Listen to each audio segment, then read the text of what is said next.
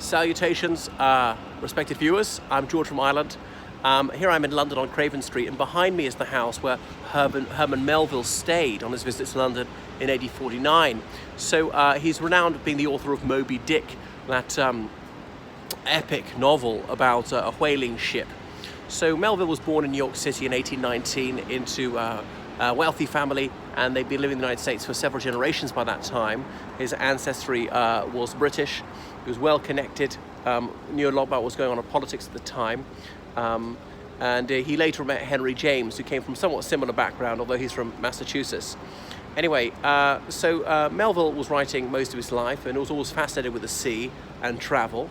He came here to London, obviously, because the United States still had a bit of cultural cringe, not that sure of itself, hadn't produced that many great works of literature by that stage. I suppose there was Longfellow, for instance, and there was Nathaniel Hawthorne. There were a few of them coming out, but they were still looking to the United Kingdom for works. And he got to know a lot of prominent figures in the British literary scene, particularly Charles Dickens. So he spent several months here. He didn't find the city entirely to his liking. And he's returned to the United States. He spent most of his life there, unsurprisingly, and he died at the very great age of 80, was considered a very great age at the time. So Moby Dick was a really contemporaneous novel when whaling was still big business. Obviously, in the late 20th century, whaling was virtually banned. Just a very small amount of whaling, supposedly for scientific research, or they do actually eat the whales.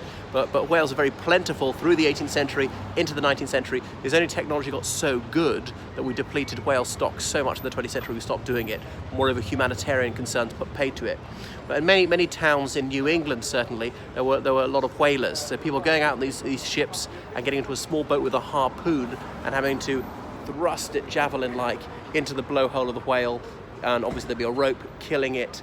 We often quite a long, painful death, especially for this intelligent cetacean, and dragging it up, cutting up its blubber. You wanted the blubber, the bones, the whalebone corsets for ladies. The Brassiere, as we know, as such, wasn't invented until well into the 20th century.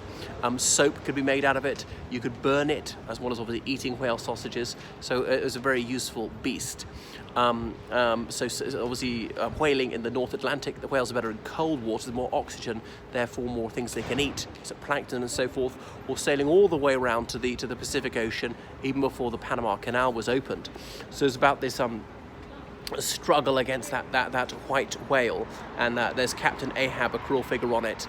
The many illiterate sailors, many of them are rather barbarous and disagreeable characters. So it does seem quite verbose these days, but he's limned it very vividly.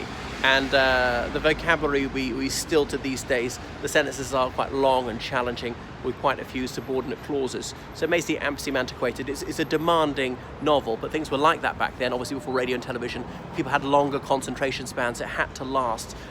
It would overtax the concentration span of many people these days, including yours truly. Well, that is Herman Melville, in this building which still stands very close to the River Thames. It was a working port back then. The fairly big boats would come in this far. The real ships wouldn't come quite this far up the River Thames. So that is enough about Herman Melville. Please book online lessons with me in English literature, English as a foreign language, history, geography, religious studies, and choose me as your tour guide when you come to Londinium. Thank you so much for your splendid donations on PayPal and Patreon. Make sure you subscribe. That's triply underlined. Toodaloo.